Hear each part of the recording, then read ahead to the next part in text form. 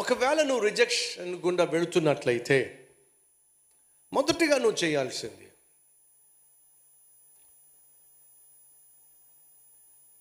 ఎవరైతే నిన్ను కాదు అని చెప్పి వెళ్ళిపోయారో వాళ్ళ నిర్ణయాన్ని అంగీకరించండి.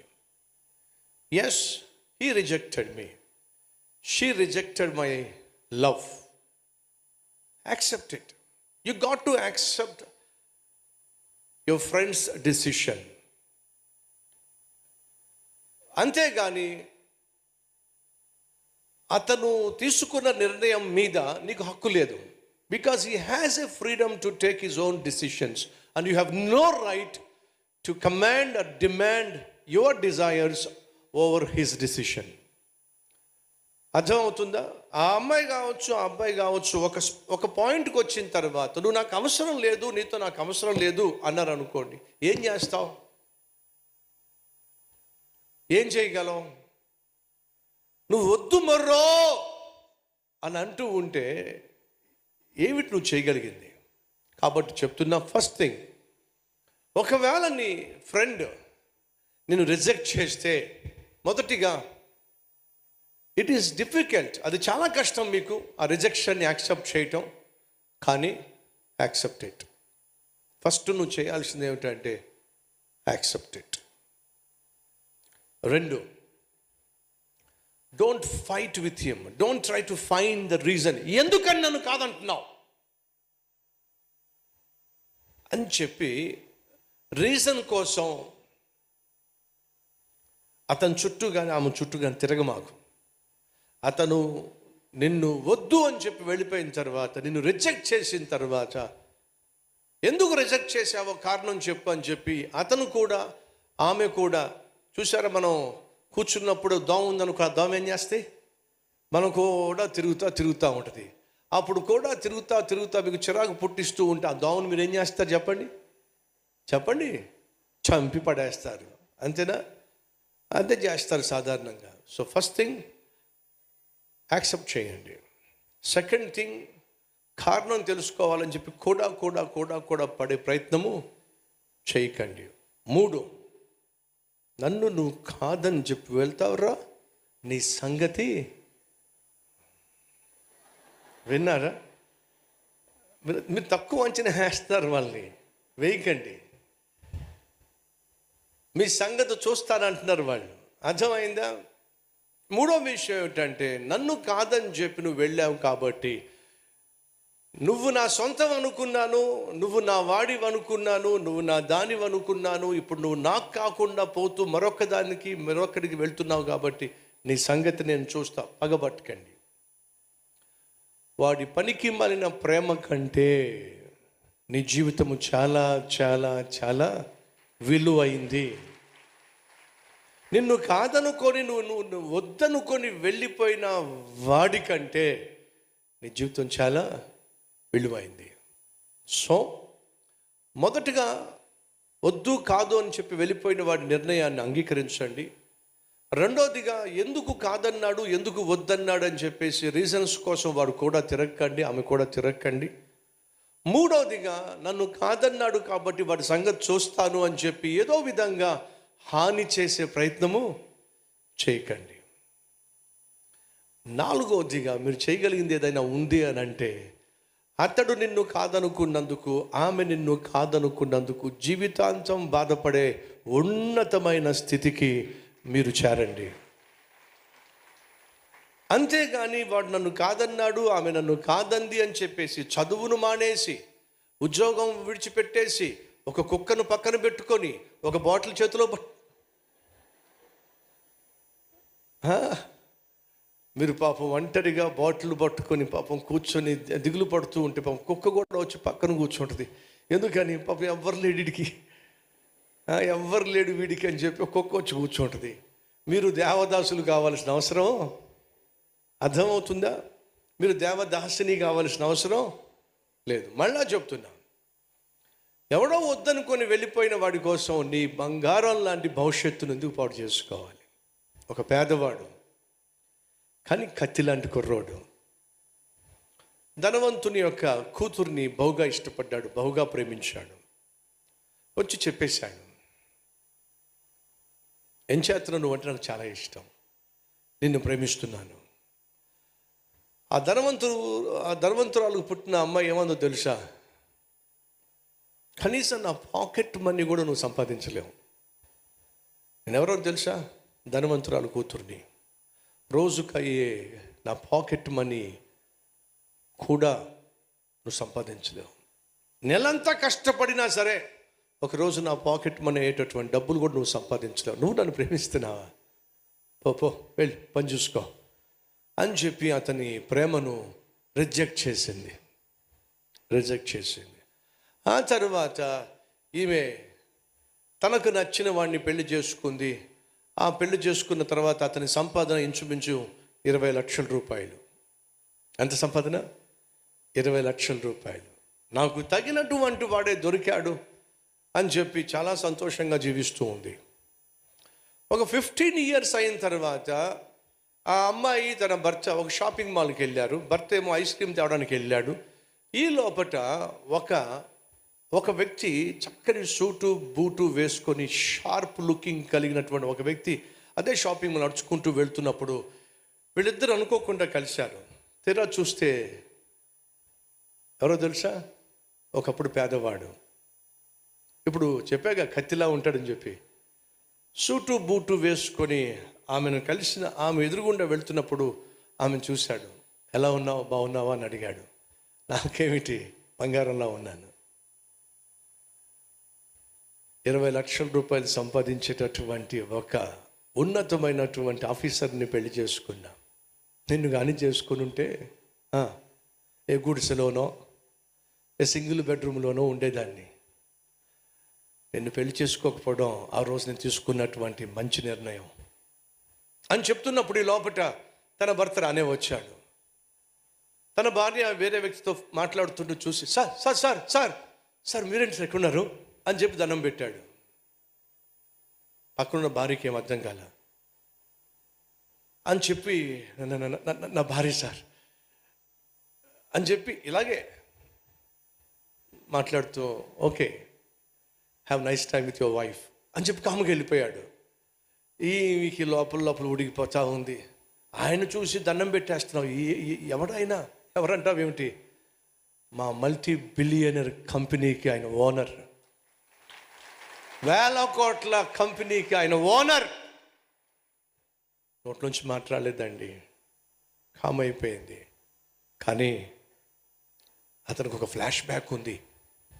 చాలా మంచోడు, అంత ధనవంతుడైనా కూడా ఇంత గర్వం కూడా తనలో కనిపించదు. ప్రతి ఒక్కరిని ప్రేమగా పలకరిస్తాడు. మా కంపెనీలో ప్రతి ఒక్కరికి ఆయన అంటే చాలా గౌరవం. కానీ అతనికి ఒక సాడ్ స్టోరీ ఉంది. ఏమిటా సాడ్ స్టోరీ అంటే, చిన్నప్పుడు యవ్వనంలో ఉన్నప్పుడు అతను ఒక అమ్మాయిని ప్రేమించాడట. ఇలాంటి మహా గొప్ప మనసున్న వ్యక్తిని ఎవరో పాపిస్తుంది, పనికిమాలింది కాదనుకుందంట. దాని అంత పనికిమాలింది ఎవరు? ఇంత గొప్ప వ్యక్తిని కాదనుకున్న దౌర్భాగ్యురాలు ఎవరో నాకు ఇప్పటికీ, మేము ఎప్పుడు ఆలోచించని చేసినా సరే ఎవరో పనికిమాలింది. ఇంత గొప్ప వ్యక్తిని, వ్యక్తిత్వం గల వ్యక్తిని కాదనుకుందంటే దానంత పనికిమాలింది ఇంకెవరో ఉండరు. అతను ఎంత గొప్పవాడంటే పాకెట్ మనీ కూడా నువ్వు సంపాదించలేవు అని అన్నప్పుడు తన మనసులో ఒక తీర్మానం తీసుకున్నాడు. ఏంటో తెలుసా? తాను అనుకున్న దానికంటే ఉన్నతమైన స్థాయికి నేను వెళ్ళాలి, అదే తనకు నేను ఇవ్వగలిగిన సరైనటువంటి సమాధానం. తీర్మానం తీసుకున్నాడు. ఈరోజు 1,000 కోట్లకు అధిపతి అయ్యాడు. ఖచ్చితంగా ఒకరోజు అది ఆయన ఎదుట పడద్ది. అప్పుడు సరిగ్గా బుద్ధి తెలుసుకుంటుందయ్యా. వచ్చిందా లేదా బుద్ధి? అప్పుడు బుద్ధి వస్తుంది దానికి, ఎంత గొప్ప వ్యక్తిని పోగొట్టుకుందో. ఇది చెయ్యాలి మీరు. అర్థమైందా బ్రదర్సు? అమ్మ సిస్టర్స్, ఇది అర్థమైందా? మాకు అర్థమైందన్న వాళ్ళు ఒకసారి చూపిస్తారా? మీకెందుకు అర్థమైంది? నాకెందుకు డౌట్గా ఉంది. ఇంతమంది చెయ్యొచ్చారంటే ఏదో ఉందన్నమాట. ఏదో ఒక ఫ్లాష్ బ్యాక్ అయితే మనకు ఖచ్చితంగా ఉండాలి కదా. ప్రియ సహోదరి సహోదరులు, సౌలు ఎవరిని రిజెక్ట్ చేశాడో తెలుసా? ఒక అద్భుతమైన సైనికుణ్ణి, యుద్ధశూరుణ్ణి, యుద్ధ వీరుణ్ణి నిరూపించాడండి దావీదు. సౌలో, నేను లేకుండా యుద్ధానికి వెళ్ళి నువ్వు గెలిచి సాధించేదేమీ లేదు. నేను లేకుండా శత్రువుని భయపెట్టగలిగిన సామర్థ్యము, స్తోమత నీకు లేదు సౌలో. యెహోవా నన్ను ఏర్పరచుకున్నాడో, నేను నీకు సహాయం చేయడానికి సిద్ధంగా ఉన్నా. కానీ సౌలు దేవుణ్ణి పోగొట్టుకున్నాడు, దైవజనుడిని పోగొట్టుకున్నాడు, దావీదును పోగొట్టుకున్నాడు, ఒంటరిగా వెళ్ళి యుద్ధంలో చచ్చిపోయాడు. దావీదేమయ్యాడు? ఇశ్రాయేల్ దేశానికి మహా రాజయ్యాడు. ప్రియ సహోదరి సహోదరులు, డేవిడ్ డిస్కరేజ్ అయ్యాడు.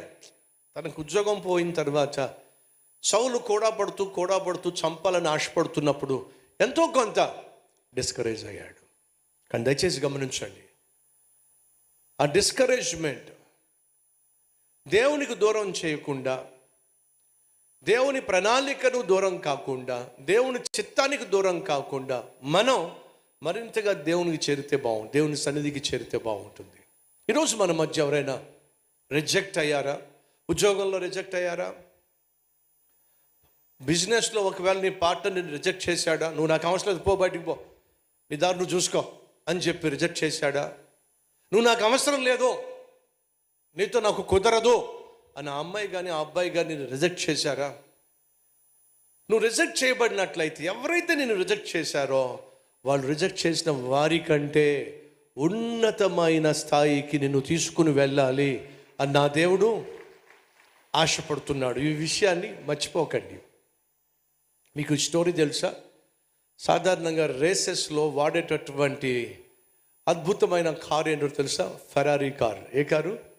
ఫెరారీ. ఇదిగో మా వాళ్ళు అలాంటి స్క్రీన్లో చూపిస్తున్నారు.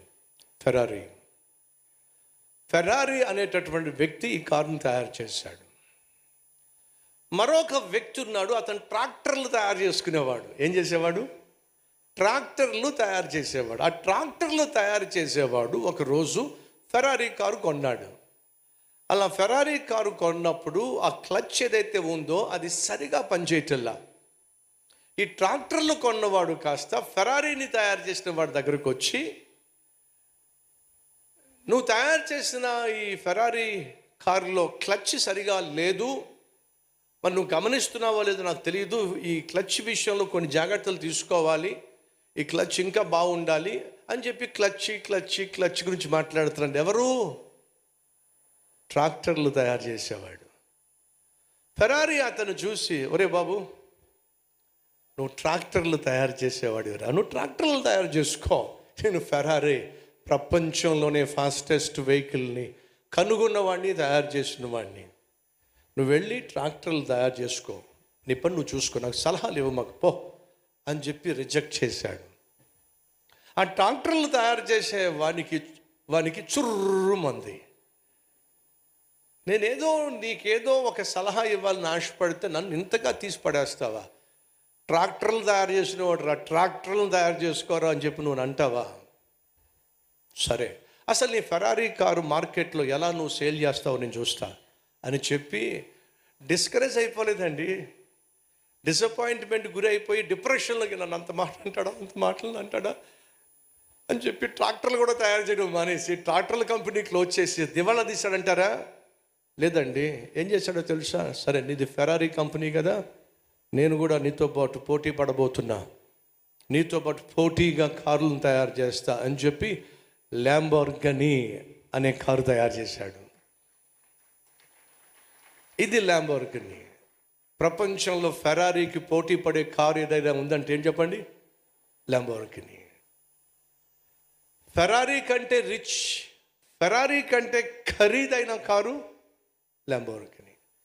అతని పేరు ల్యాంబోర్గినీ, ఇతని పేరు ఫెరారీ. ఇప్పుడు ఈయన ల్యాంబోర్గినీ కారు తయారు చేయడానికి కారణం ఏంటి తెలుసా? అతడు రిజెక్ట్ చేయబడినప్పుడు డిప్రెషన్లోకి వెళ్ళిపోవాలా, దాన్ని సవాలుగా తీసుకున్నాడు. నన్ను రిజెక్ట్ చేసినందుకు జీవితాంతము నువ్వు బాధపడే విధంగా చేస్తా. మీరు ఇందాక నాడు చంపడం కాదు. ఇందాక మా సహోదరులు ఏమన్నారు తెలుసా? నేనైనా చస్తా లేదా వాడినైనా ఇది కాదు. డిప్రెషన్లో చావడాలు చంపడాలు కాదు. మీకు తెలుసు కదా, కొన్ని సంవత్సరాల క్రితం వాడు ప్రేమించాడట, కాదని చెప్పి అందట, దానికి ప్రతిగా ఏం చేశాడు?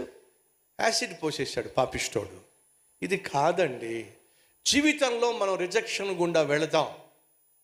కొన్నిసార్లు భార్య రిజెక్ట్ చేయొచ్చు, భర్త రిజెక్ట్ చేయొచ్చు, నీ అల్లరి, నీ గొడవ, నీ జీవిత విధానం నచ్చక అమ్మ నాన్న కూడా రిజెక్ట్ చేయొచ్చు, అన్న నిన్ను రిజెక్ట్ చేయొచ్చు, అక్క నిన్ను రిజెక్ట్ చేయొచ్చు, నీ వాళ్ళే నిన్ను రిజెక్ట్ చేయొచ్చు.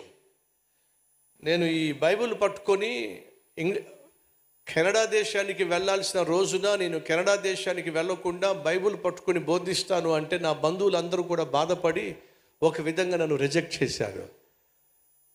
వాడు పట్టుకున్న బైబిల్ వాడిని పోషిస్తుందా? వాడు పట్టుకున్న బైబిల్ వాడిని పైకి తీసుకెళ్తుందా? బంగారం లాంటి భవిష్యత్తును పక్కన పెట్టేసి, కెనడా దేశంలో ఉద్యోగం వస్తే ఆ ఉద్యోగాన్ని పక్కన పెట్టేసి బైబిల్ అంటాడండి పిచ్చోడు. ఆ బైబిల్ వాడిని పోషిస్తుందా? పైకి తెస్తుందా? ప్రతి అవసరం తీరుస్తుందా అని చెప్పి ఒక విధంగా వాళ్ళు నన్ను రిజెక్ట్ చేశాడు. నేను తీసుకున్న తీర్మానం ఏమిటంటే, నన్ను పిలిచిన వాడు నమ్మదగిన వాడు అని నిరూపించాలి అని ప్రభు యొక్క పాదాలు పట్టుకున్నాను. ఎవరైతే నేను బైబిల్ పట్టుకున్నాను అని చెప్పి బాధపడ్డారో ప్రతి ఒక్కరూ కూడా నన్ను చూసి గర్వపడే విధంగా నా దేవుడు చేశాడు. ప్రియ సహోదరి సహోదరులు, డోంట్ యాక్సెప్ట్ రిజెక్షన్. అది ఈరోజు మీతో పంచుకోవాలని ఆశపడుతున్నాను. ప్రాముఖ్యంగా లవ్ ఫెయిల్ అయినప్పుడు, ఎవడో కాదన్నప్పుడు, ఎవరితో కాదన్నప్పుడు, నువ్వు వద్దు అన్నప్పుడు యాక్సెప్ట్ చేయండి. తిన్నగా వెళ్ళి దేవుని చేతిలో మీ జీవితాన్ని అప్పగించండి. ఎందుకయ్యా అంటే, నువ్వు కూడా పడుతుంటే వద్దు అన్నవాడి కంటే నీ కూడా పడుతున్న నా ప్రభువే శ్రేష్టమైన వాడు. నీ ప్రేమ నాకొద్దు అనే వాడికి కూడా నువ్వు పడుతున్నావు, కానీ నువ్వే నాకు కావాలి, నిన్ను ప్రాణంగా ప్రేమిస్తున్నాను కాబట్టే నీకోసం ప్రాణాన్ని ఇచ్చాను అని నీకోసం నా కోసం ప్రాణం ఇచ్చిన యేసయ్యను అంగీకరించటమే అసలైన విజయం నీ జీవితంలో. ఎంతమంది అంగీకరిస్తారు దీన్ని? ఇప్పుడు చేయి చూపించండి. ఏమైంది? నేను కావాలనుకున్న వాళ్ళు వద్దని చెప్పి వెళ్ళిపోయినా సరే, నేను కోరుకుంటున్న యేసయ్య నేను కావాలనుకుంటున్నాను అన్న వారు గట్టిగా చప్పట్లు కొడతారా?